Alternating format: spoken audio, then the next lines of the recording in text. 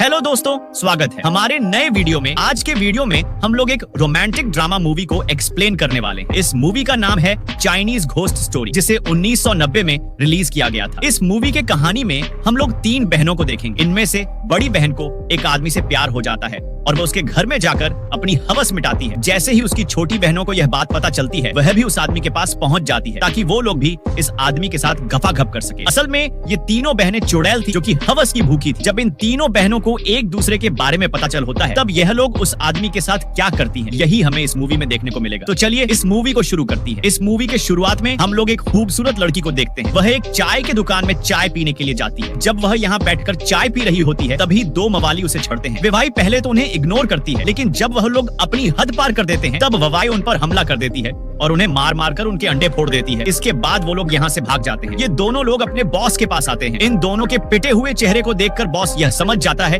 कि किसी ने इनकी धुलाई कर दी है। उनका बॉस उनसे गुस्से में यह पूछता है, तुम्हें कितने आदमियों ने मिलकर मारा? तब वो लोग जवाब देते हैं, हमें किसी आदमी ने नहीं बल्कि एक लड़की ने मारा। यह सुनकर बॉस को बहुत गुस्सा आता है और वह अपने कुछ आदमियों को लेकर वई वई को मारने के लिए जाता है। लेकिन जाते हुए उन्हें रास्ते में लीसू मिलती है। वो लोग लीसू से वई वई का पता पूछते हैं। लीसू इन लोगों से कहती है, मैं उसकी बड़ी बहन हूँ और उसने जो भी कुछ गलती की है मैं उसकी भरपाई कर दूंगी। बॉस पूछता है, तुम भरपाई कैसे करोगी? तब से कहती है, मैं अपने अदाओं से तुम्हारे गुस्से को ठंडा कर सकती हूँ। लीसू की यह बात सुनकर सभी लोग एक लाइन में लग जाते हैं ताकि वो लोग लीसू के जिस्म के जलवे देख सके। इस पर लीसू इनसे कहती है, मैं तुम पांचों को अकेली नहीं संभाल सकती हूँ, इसलिए मैं अपनी सहेलियों को बुला लेती हूँ। जैसे ही लीसू की सहेलियां यहाँ आती हैं, ये पांचों लोग उन्हें देखकर बहुत खुश होते हैं। ये लोग एक एक लड़की को उठाकर जंगल में मंगल करने के लिए चले जाते हैं। लेकिन जब यह मवाली उन लड़कियों के साथ संबंध बना रहे होते हैं, तभी वह लोग यह देखते हैं, यह सारी लड़कियां भयानक मूर्तियों में बदल जाती हैं। यह देखकर ये लोग बहुत डर जाते हैं और यहाँ से भाग जाते हैं। उन्हें यहाँ से भागता हुआ देखकर वेवई और उसकी बड़ी बहन बहुत खुश होती है। कुछ देर के बाद इनकी बड़ी बहन कामदेव के मंदिर में जाती है। यहाँ आकर वह कामदेव की पूजा करती है। जब वह यहाँ से पूजा करके बाहर जा रही थी, तभी उसके पास एक साधु आता है और वह उससे उसका नाम पूछता है, जिस पर वह कहती है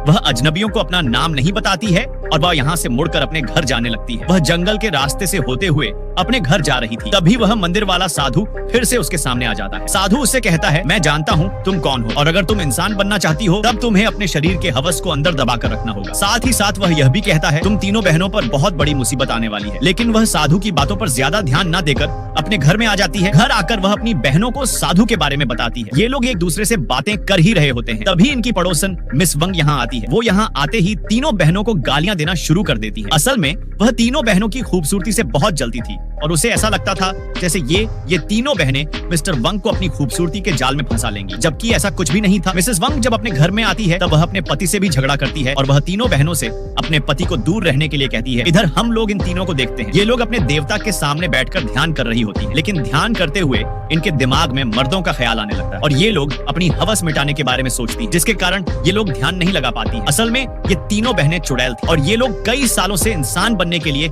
कड़ी तपस्या कर रही थी। कुछ के बाद रात हो जाती है और ये तीनों लोग आराम से सो रहे होते हैं। तभी इनमें से सबसे छोटी बहन जग जाती है, क्योंकि उसे बहुत बुरे सपने आ रहे थे। इसके बाद वह बाहर घूमने के लिए जाती है, लेकिन जब वह बाहर आती है, तब वह देखती है लीसू खुले में ही नहा रही है और वह साथ ही साथ अपने अंगों को भी सहला रही थी। लीसू की खूबसूरती और उसके भीगे बदन को देखकर वेवई को भी फीलिंगलेस के पास पहुंचती है और वह भी उसके साथ नहाने लगती है। तभी इनकी बड़ी बहन की नींद खुल जाती है और वह अपनी बहनों को यहाँ नहीं पाती है। जब वह बाहर निकलकर देखती है, अब वह इन दोनों को साथ में नहाता हुआ देखती है। इन दोनों को ऐसा करता हुआ देखकर वह भी गर्म हो जाती है, लेकिन वह अपने हवस को दबा लेती है, क्योंकि उसे जल्दी से जल्दी इंसान बनना था। अगले दिन इनमें से बड़ी बहन जंगल में जाती है और वह देखती है कुछ बदमाश एक आदमी का पीछा कर रहे हैं। तभी वह यहाँ आकर सभी बदमाशों को अपनी शक्तियों से मारती है और उन्हें यहाँ से भगाकर उस आदमी की जान बचा लेती है। इस आदमी का नाम जॉन था। वह यहाँ भागते हुए काफी जख्मी हो चुका था, इसलिए फाई फाई उसे छोड़ने के लिए उसके घर तक आती है। जॉन का घर काफी बिखरा हुआ था। जब जॉन फ्रेश होने के लिए जाता है, तब फिर से फाई फाई अपने शक्तियों का इस्तेमाल करती है और सारे सामान को अपनी जगह पर रख देती है।